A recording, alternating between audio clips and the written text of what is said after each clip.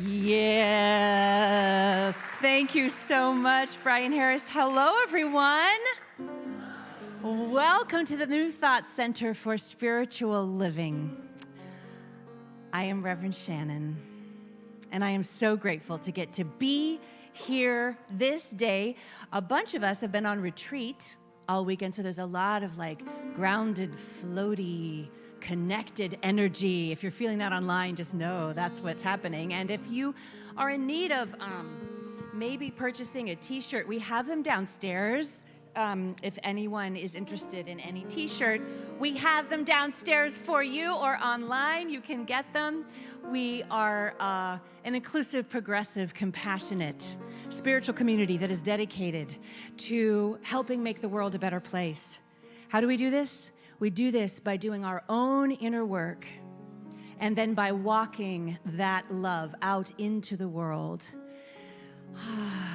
We stand for spirit-led social justice and a commitment to being members of this one human family. If you are new, or if you are newish here, just know that not only are you welcome here, but we have mindfully and we have thoughtfully created a place just for you, exactly as you are this day, right now, right here. And know, whoever you are, however you are welcome here. You are so welcome. All people are welcome. And when we say all people, what do we mean? All people are welcome in this nurturing, safe place. What a blessing. We have the one and only Jamie Lula with us. Oh, he supported our retreat. We had 52, was that the final count? 52 folks in that beautiful space. And we had some folks who came to be here with us this weekend from out of town, from Colorado, from Arizona, from Seattle. If you are here from out of town, even if you weren't at the retreat, can you please stand so we can love you up and thank you for coming all this way? We love you so, so much. You are so loved. You are so very loved. This is the time in our service where we acknowledge that we are on the ancestral land of the Kalapuya people, and we affirm indigenous history, experiences, and sovereignty. Let's take a deep breath and breathe into that. I want to take a moment and share with you that these are our flowers from the retreat. They were on our altar and on my table, and we bring this love here. And so, speaking of love, I would like all y'all to turn around and wave to our beloveds who are watching us online. Oh, you are here with us in spirit in this energy field that we get to share. And so with that, I would like for us to begin our spiritual practice. I invite you to take a deep breath as I move us into our opening blessing.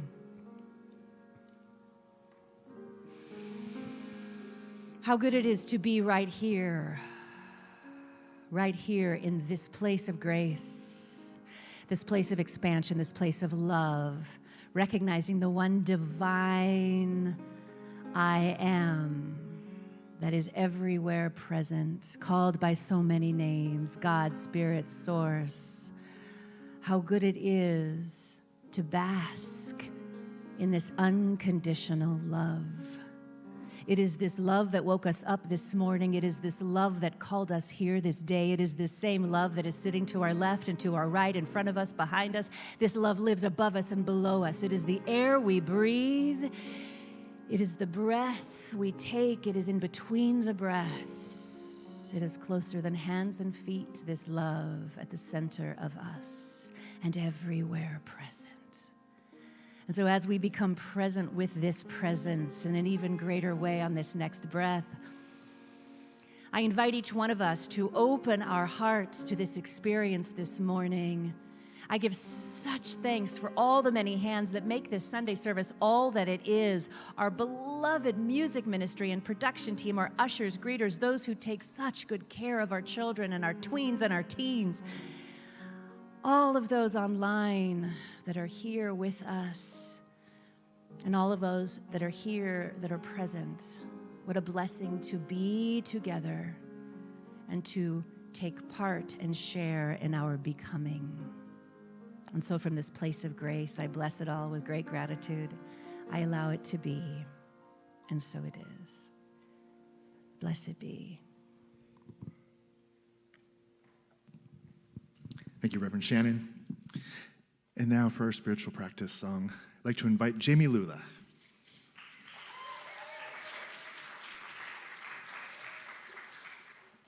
Thank you. Let's do this. 1,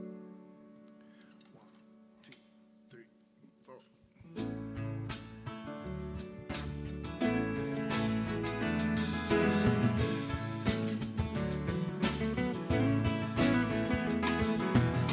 Hey, everybody, come on down.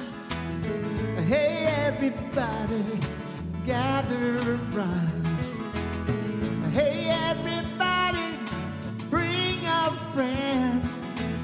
Hey, everybody, come and help me sing. All are welcome here. Lay your burdens down. All are welcome here. Here on hallowed ground. All are welcome here. We'll break our bread with you. All are welcome here.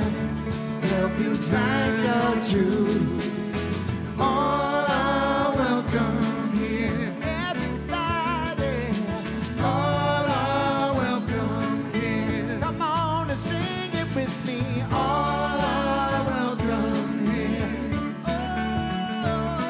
All are welcome here. Everybody, come on down. Hey, everybody, gather around. Hey, everybody, bring your friends. Hey, everybody, come and help me sing. All are welcome here. Your burdens down. All are welcome here. You're on hallowed ground. All are welcome here. We'll bring our bread with you. All are welcome here. Help you find your truth. Oh, welcome here. Everybody's welcome. All are welcome here. No matter where you've been or come from. All are welcome here. Bring a friend, bring a neighbor, bring a poet. All are welcome here. All are welcome here. We open our hearts and minds. All are welcome here. Every person, every kind. All are welcome here. Here we go. All are welcome here. Woo! And so it is. And now I'd like to invite Laura Schlafly up to do our sacred reading.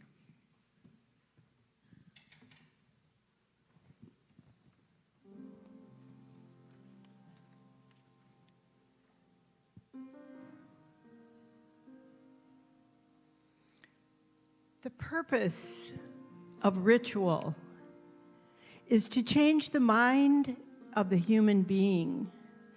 It's sacred drama in which you are the audience as well as the participant. And the purpose of it is to activate parts of the mind that are not activated in everyday activity. Human beings have a need for art, and art is ritual.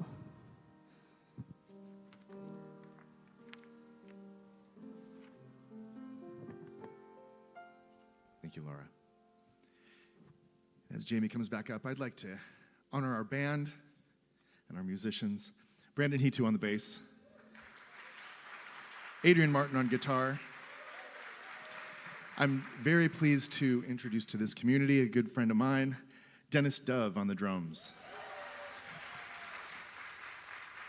And Faith Walker and Kate Kuipers singing backups today. Take it away, Jamie. So grateful to be here and to celebrate What a retreat. Y'all need to come next year. All of y'all. We had some church up in there. Awakening, heart opening, soul opening. You should keep doing this, Shannon. You're really good.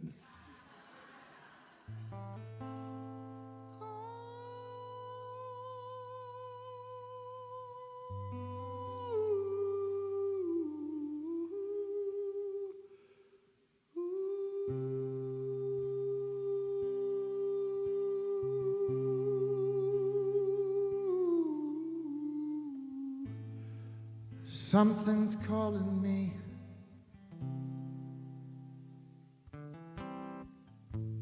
Something's calling me.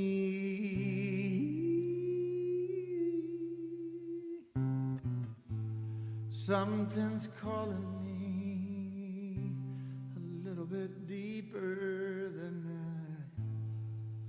I've ever been before.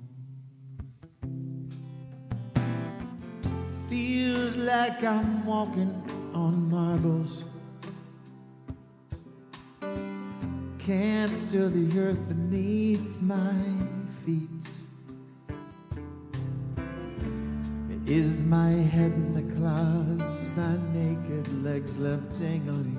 I can feel my heart begin to pound. And everybody said, something's calling me a little bit deeper than I've ever been before. Something's calling me a little bit deeper than I've ever been before. A long dark night, my soul, it wanders. Can't see the light that moves me. If God is everything and everywhere I belong, Spirit gently wakes me from my sleep. Something's calling me a little bit deeper than I've ever been before. Come on, y'all, sing if you know it. Something's calling me a little bit deeper than I've ever been before. Oh Lord, oh Lord, oh Lord, take me deeper than I've ever been before. Oh Lord, oh Lord, oh Lord, hold me deeper than I've ever been before. Oh Lord, I know I'm not the only one to live inside these blues. Oh, oh Lord, oh Lord, I surrender my life to you. Oh yeah, yeah. Oh Lord, I give my life, I give my love to you. Come on, y'all, sing. Oh Lord, oh Lord, oh Lord, oh Lord, oh Lord, oh Lord, oh Lord,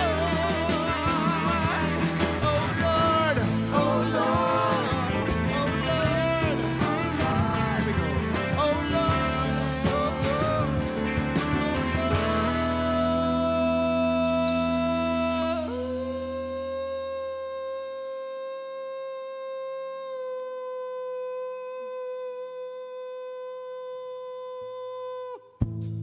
love is calling me a little bit deeper than I've ever been before. Peace. Peace is calling me a little bit deeper than I've ever been before. Y'all sound so sweet. I'm telling you, faith.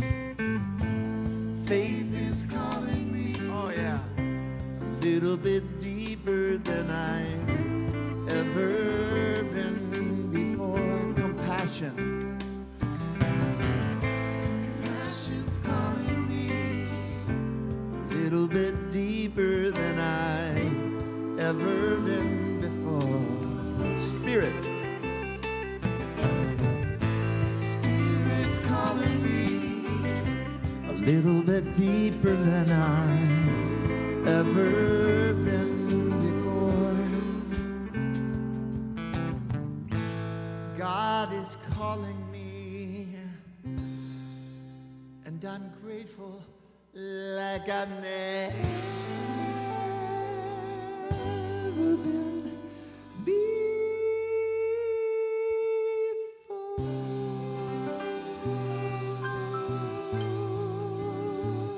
Thank you for calling me.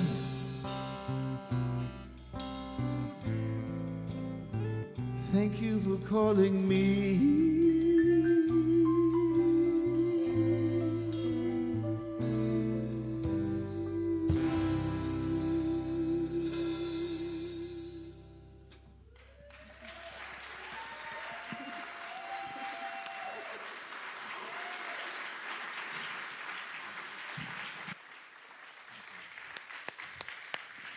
Jamie, Lula, and the New Thought Messengers. I am not joking. Something just cracked open inside of me. Rip Shannon and I were just crying with each other right now. That was so beautiful and so perfect for my talk today. My talk is, let me introduce myself. Hi.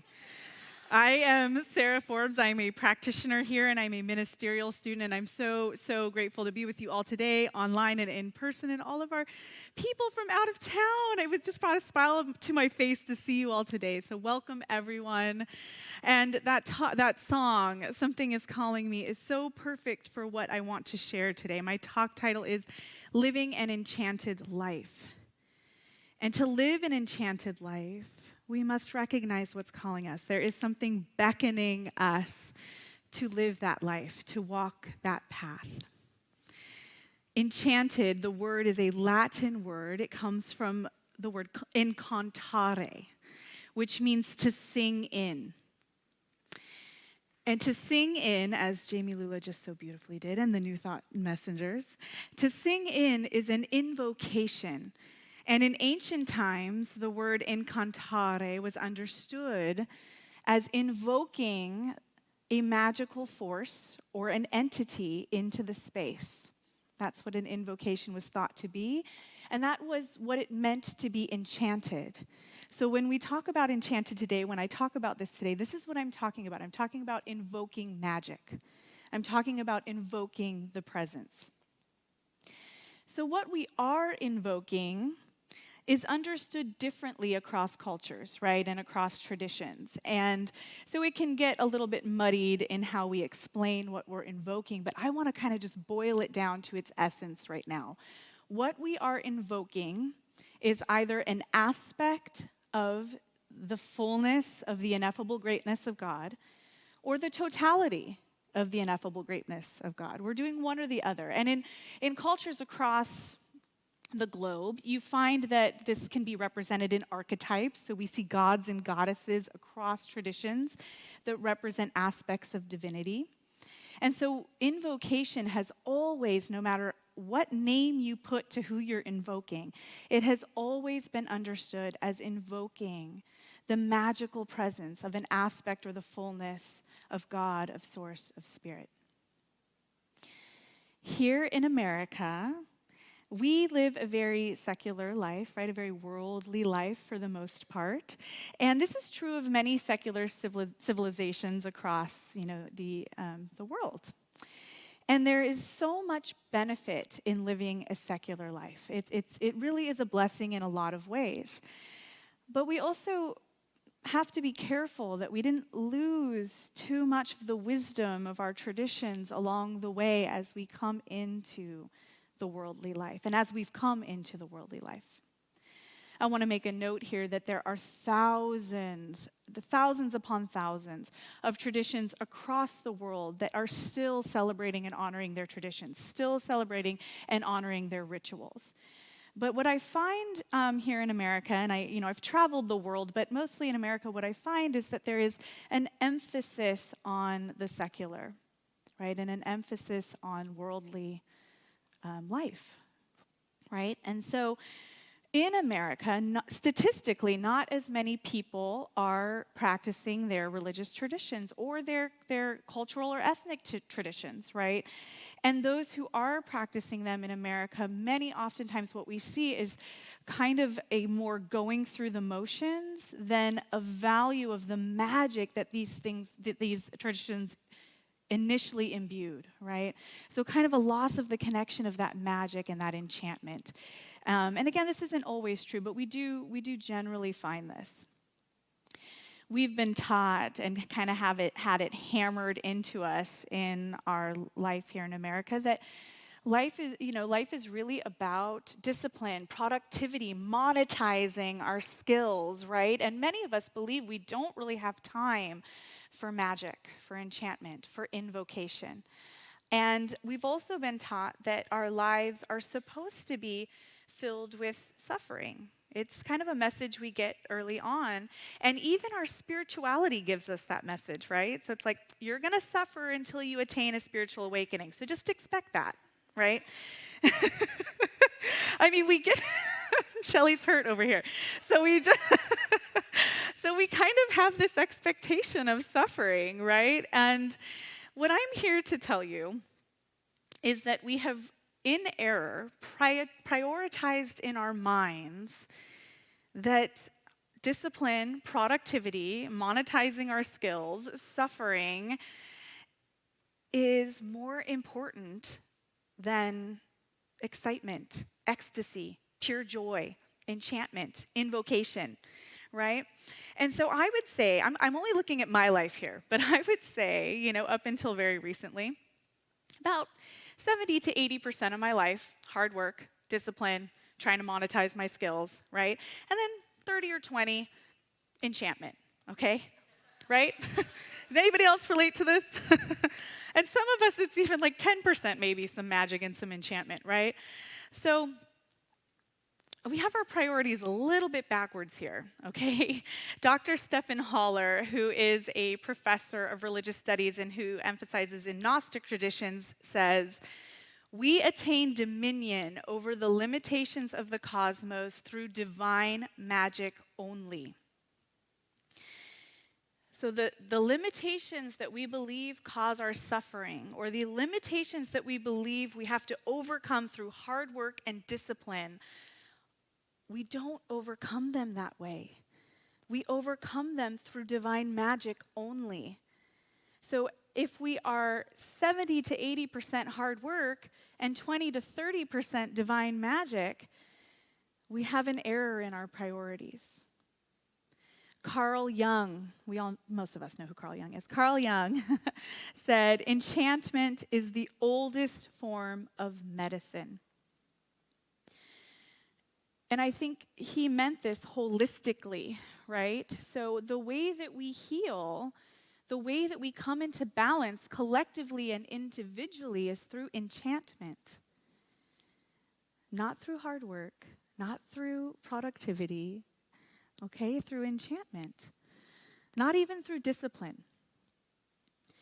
I do not want to discard these things. They are important. I'm not saying to abandon them. We have to have some discipline. We have to have some hard work. We have to have some suffering, right? It's part of the human experience. So I don't want to discard them. They're all very important. But I think in our move into a more rational, secular, worldly life, we might have lost our way in prioritizing enchantment and magic.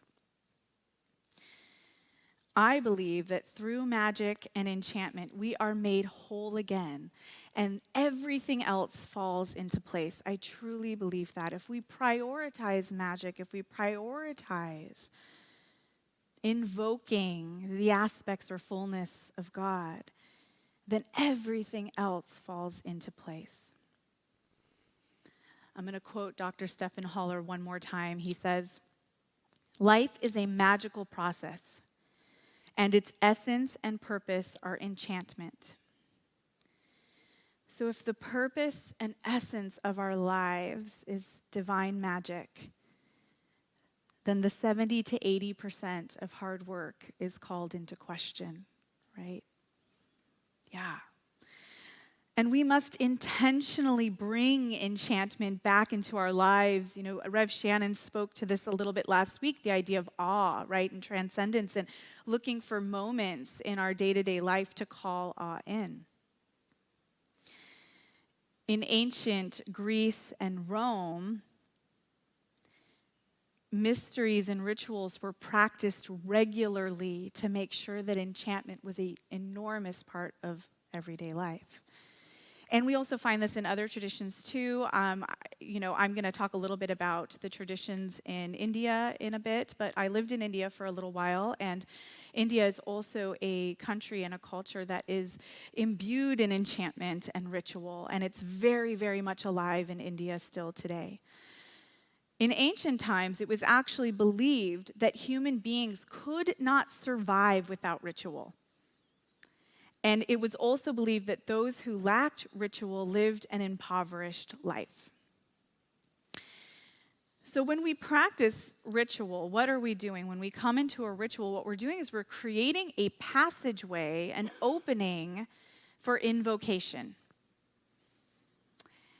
And this is something that was understood as far back as humanity goes. And in all of our progress, which our progress is so beautiful, but in all of our progress, in many ways, we've lost this understanding of how important and what a priority magic and enchantment is. So in early Christianity, I'm going to bring that up because we live in a very Christian-centric culture, right? Very Judeo-Christian-centric culture. So I'm going to bring up a little bit of Christianity today and some of the rituals of Christianity. So we have the sacraments in Christianity, some of which are baptism, the Eucharist, and one of the other ones that I want to highlight today is the commitment of holy matrimony, which is marriage, okay? And when these, back prior to the kind of organization of Christianity under the Roman Empire, these sacraments and these rituals were practiced in a way in which a liminal space was opened up and transcendence unfolded. Participants were permanently changed through these sacraments. I want to talk about marriage a little bit because this is probably one of the most common ones that all of us still engage in today. No matter what religion we are, marriage is a pretty universal ritual that we all either go and witness and participate in for someone we love or are doing ourselves. We're getting married ourselves, right? So marriage was created to do an outward kind of expression, to perform an outward expression of the union of opposites. It was understood that when two people decided to get married, that the dichotomies that exist in the world were becoming unified. And this was a very sacred sacrament. And people who in those times, practiced the ritual of marriage with this understanding came out of marriage forever changed. Not just the two people who were getting married, but everyone who was part of the marriage. Everyone who was there got to witness the opposites, the dichotomies that we experience in the human experience. We got to witness those unify. And it was believed that not only were we healing the dichotomies within ourselves through the sacrament of marriage, but we were healing the dichotomies of the cosmos, and that the divine realm was restored to balance through marriage. How powerful is that, right? So no matter who's getting married, that is what it is. It's this marriage of opposites. And I think we can all attest to how opposite we are from our partners, right? Yes. I can, I'm the controller, the doer. My husband's just kind of like, sure, babe, sounds good. So we all kind of understand, what that is, the opposites are. So we find that rituals combined with myth from every religious tradition, when practiced in this way, with the intention of the extraordinary, right, that space is opened for enchantment, and that a space for spiritual transformation is created. I'm going to bring up the ancient mysteries of the Greek again. And for those of you who don't know, the ancient mysteries of the Greek, they were called the Eleusinian mysteries, Dionysian mysteries, and Orphic mysteries. And these rituals, people were thought to lose themselves. Some people went mad and had to go through rituals just to come back to reality. And although this might sound kind of terrifying and horrifying to us today to go and just potentially lose our minds somewhere, it actually in ancient Greece was understood as essential. It was essential to health to become in such an ecstatic state, an altered state that one doesn't know who they are anymore. This is enchantment. And there's varying degrees of it, so don't worry if you're in enchantment and you haven't completely lost yourself. There's varying degrees of enchantment.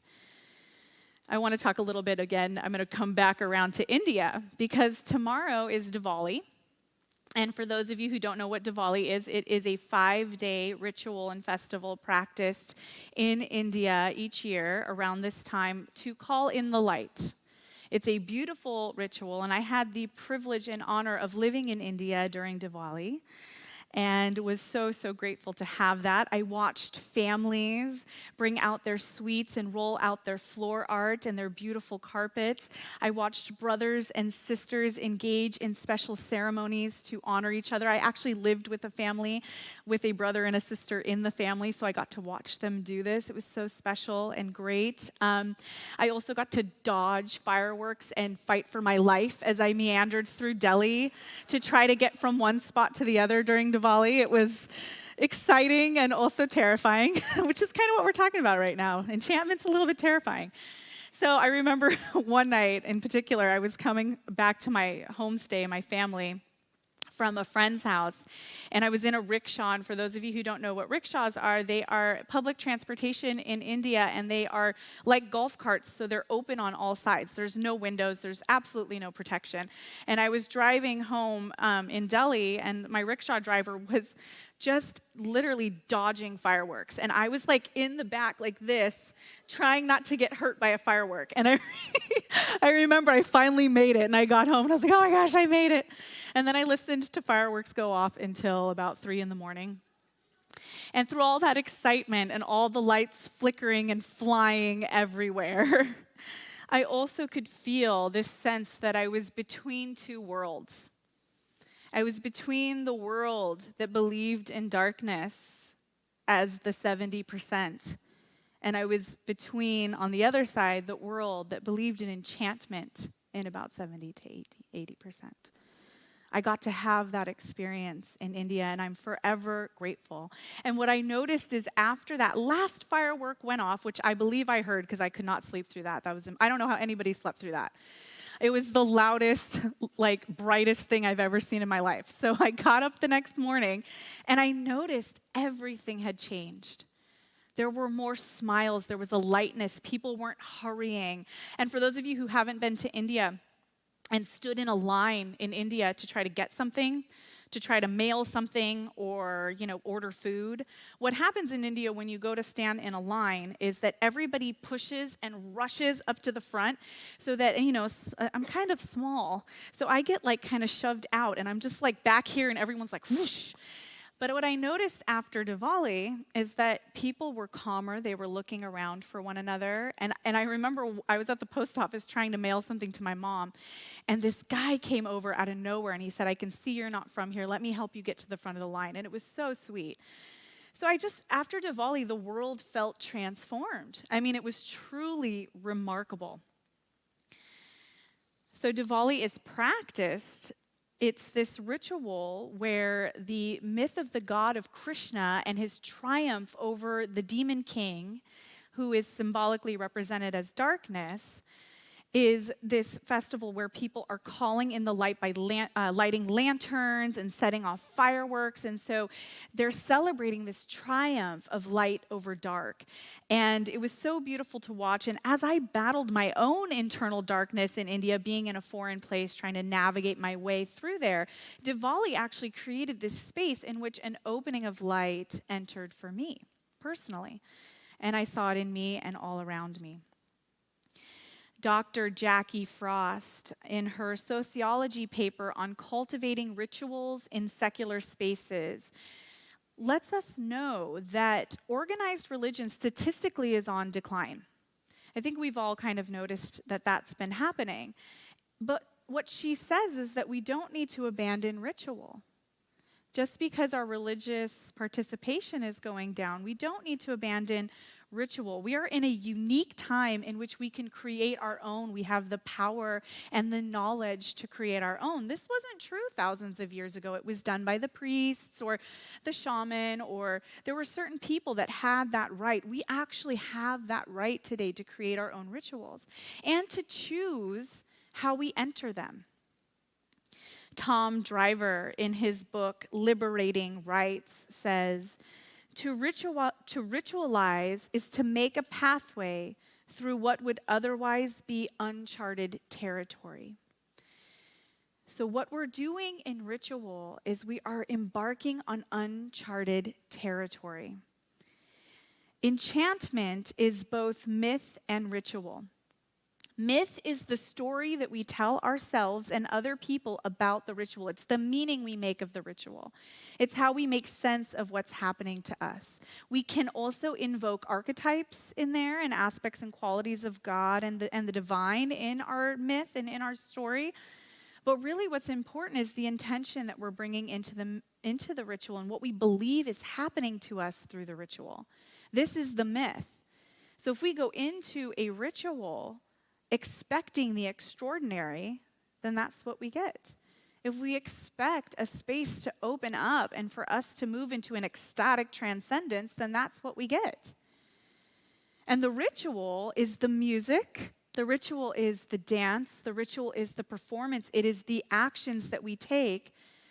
Sometimes there's a methodology to them. It's the actions that we take in order to create that space, to create that perfect space. And music is one of the biggest gateways to enchantment. That's why incantare means to sing in. So if you make your own rituals and create your own, I highly recommend bringing the perfect music into that experience. So we need to invoke the magical forces in our lives and in the life of the world. When we bring it into our lives, we bring it into the life of the world. And we have so many opportunities for this. You all might be sitting here thinking, well, what rituals do I go do? What do I do? We have so many opportunities. The holidays are right around the corner. We've got Halloween coming up. If you celebrate Thanksgiving, there's Thanksgiving. And then we have the holy days throughout December, rituals across traditions. We've got Hanukkah, the Bodhi Day. We've got Christmas. So we've got Hanukkah. We've got so many coming up. They're all just right around the corner. And what if we go into these expecting the extraordinary? What if we go into these with an intention to open a liminal space and to be enchanted? Other rites of passage, bar mitzvahs, quinceañeras, sweet 16. A lot of people are doing shamanic journeys now. It's a very popular thing. All these things, if you're going to a bar mitzvah, or you're going to a quinceañera, or you're going to a wedding, if you have a wedding coming up, go to the wedding expecting the extraordinary. Go to the wedding looking for the union of dichotomies, of opposites. So again, we can't bring ordinary expectations and intentions and then expect the ecstatic and expect the magic. So expect the extraordinary. Enter into these everyday rites of passage that for some people, all we have now is just our phones out, clicking them, right? Click, click, cool ritual, click, click, wedding, click, click, baptism. Yeah, great, that's fun too. But if you want enchantment, you got to put the phone down for like at least 15 minutes and let yourself be overcome by the original intentions, the original wisdom of these rites of passage, these events. There are invitations to expect enchantment everywhere in our lives. as Jamie Lula sang, something is calling me. Something is calling us. Something is calling us to move outside of the 70% of discipline and hard work and productivity and monetizing. Something's calling us to move up out of that and to transcend into enchantment, to be enchanted, to invoke what we really are, right? This isn't, if we're really getting down to it, we're invoking an experience of who we really are and where we really come from. And it's detrimental to our souls, to our health, to the balance of the cosmos. I want to end today with this really beautiful quote that I came across by a woman named Starhawk. She is a feminist and an author. She writes, "Any ritual is an opportunity for transformation. To do a ritual, you must be willing to be transformed in some way.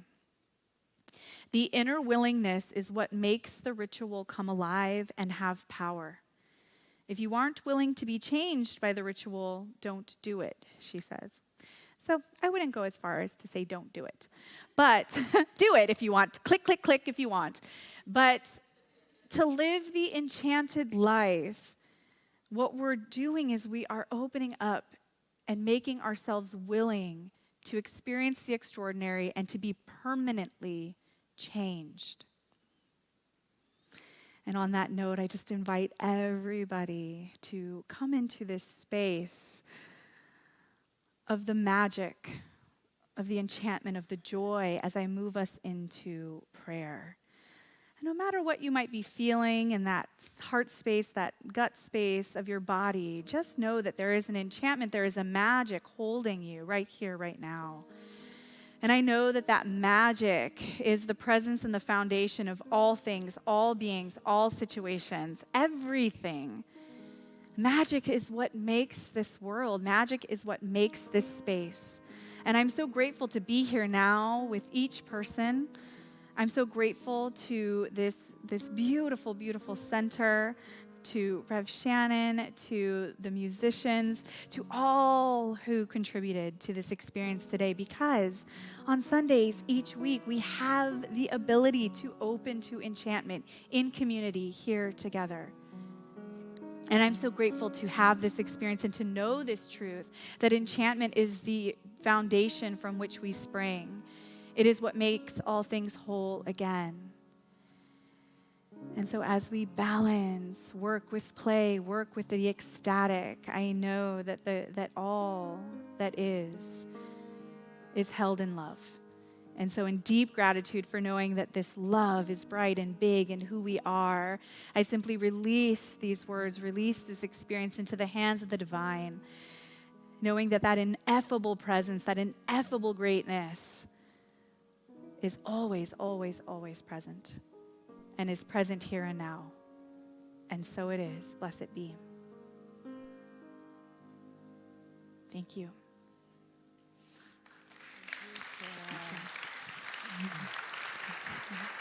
Thank you, Sarah. Thank you so much, darling. And what a blessing it is to know that every Sunday, when we walk in these doors, we are engaging in the ritual of this sacred place and this sacred experience. Thank you so much for bringing that in, that remembrance for all of us of this sacred time. So I want to take a moment and I want to thank you all for your gifts, for that which you give to make all of this possible. You know, we're a nonprofit, and what you give allows us to do this. So it's also a ritual that we engage in. We pay it forward. We give what is ours to give, what is ours to do, and what a blessing that is to get to share that together. So I invite you to, you at home, take out your gift, or you can energetically place it on your heart. If you give monthly, if you're a pledger, we have cards. Can I have a card? Because I pledge every month, and I would like to have that because I like to engage in the ritual. Thank you so much, Terry. Thank you. It's powerful. Ritual is powerful, and we say this incredible blessing every single Sunday, and I invite you to lean into these words and these blessings. And those of you at home who are joining us for the first time, you can text online. I know many of you mail your check. That's part of your ritual every month. However that works for you, let's together share with one voice this ritual. From the love of pure spirit within me, I bless this gift. I send it forth to heal and bless and prosper. It does good work in the world and returns to me multiplied abundantly. And so it is. Thank you. And again, this guy right here, Jamie Lula.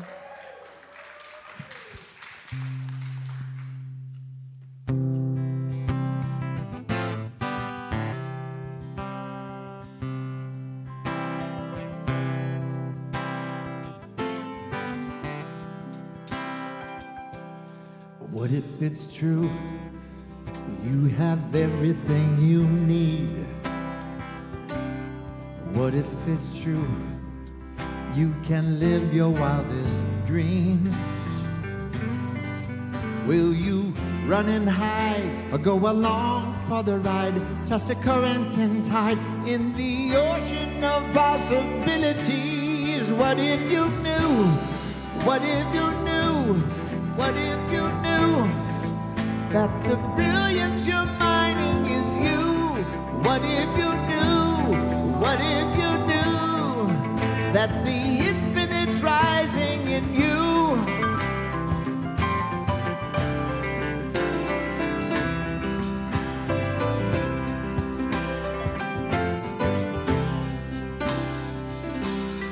What if it's true that there's never need for shame?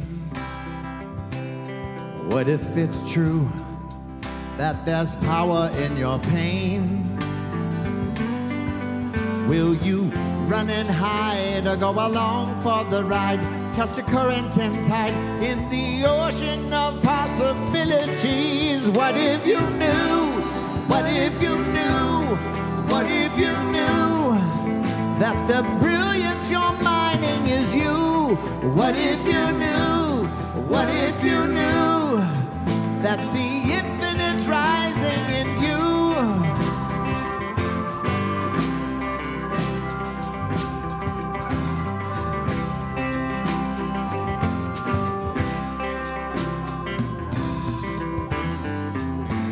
Shadow and light, yin and the yang, it's all part of you. The past is the past, we've all made mistakes. It isn't your truth. Come on, Adrian.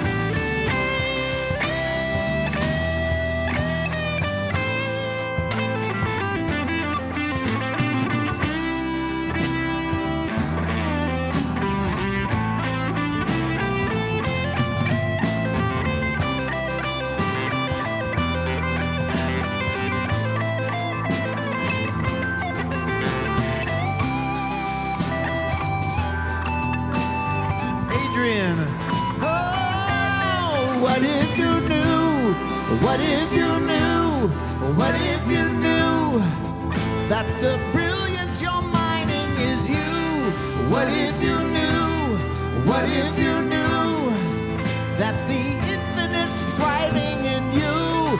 What if you knew? What if you knew that your soul's so much larger than you? What if you knew? What if you knew? Your design is divine, yes, it's true. What if you knew? What if you knew? Oh, what if you knew? What if you knew? What if you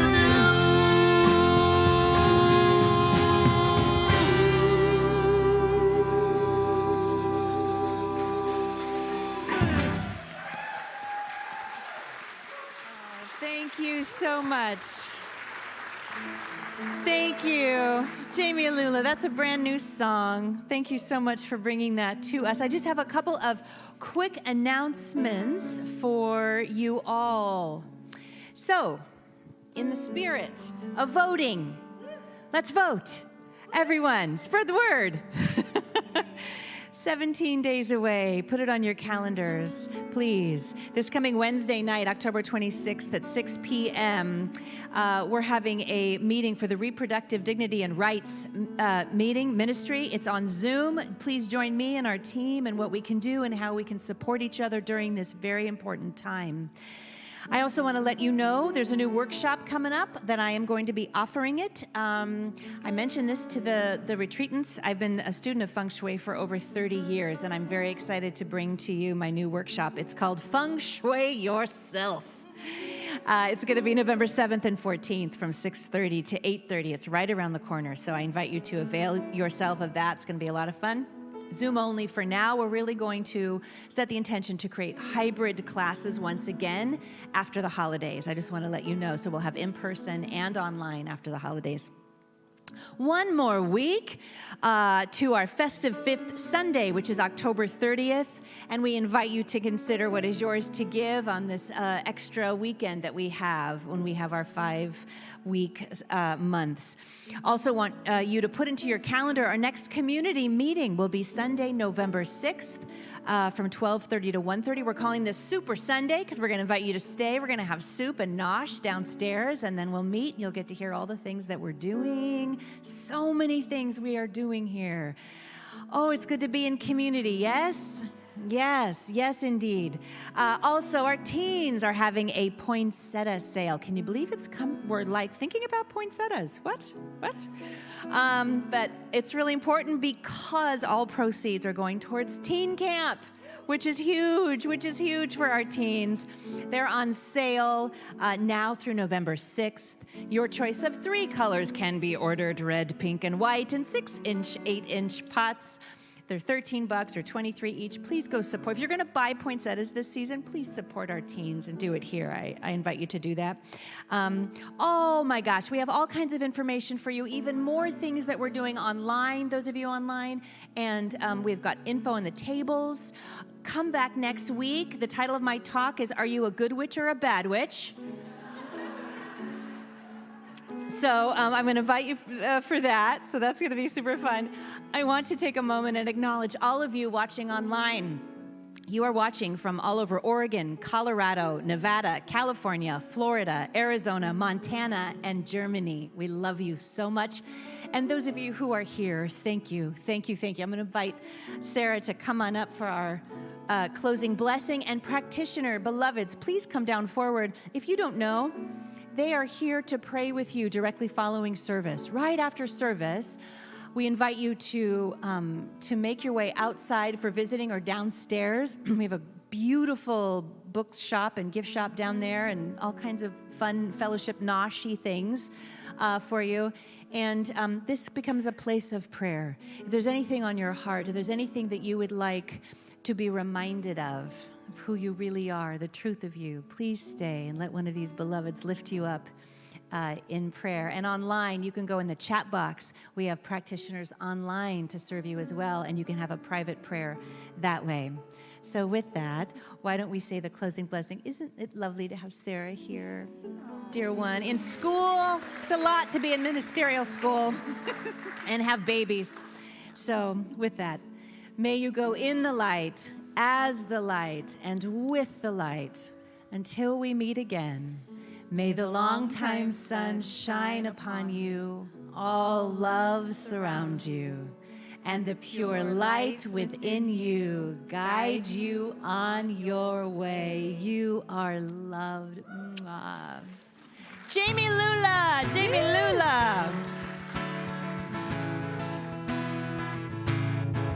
Oh, we are the ones we've been waiting for. We are the love that we seek. We are the seeds we are sowing. We are the harvest we reap. Oh, we are the ones we've been waiting for. We are the love that we seek. We are the seeds we are sowing. We are the harvest we reap. I am. Oh, I am that I am. Oh, I am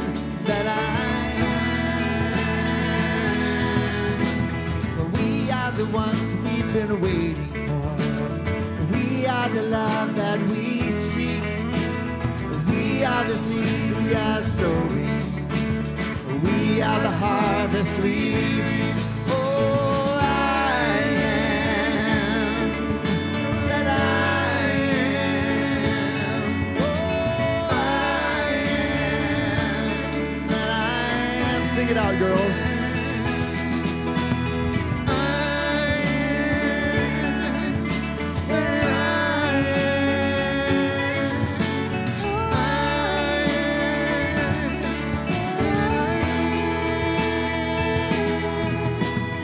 We are the ones we've been waiting for. We are the love that we seek. We are the seeds we are sowing. We are the harvest we reap. Come on, y'all. We are the ones we've been waiting for. We are the love that we seek. We are the seeds we are sowing. We are the harvest we reap. Take it home. We are the harvest we reap. We are the harvest we reap. One more time. We are the harvest we reap.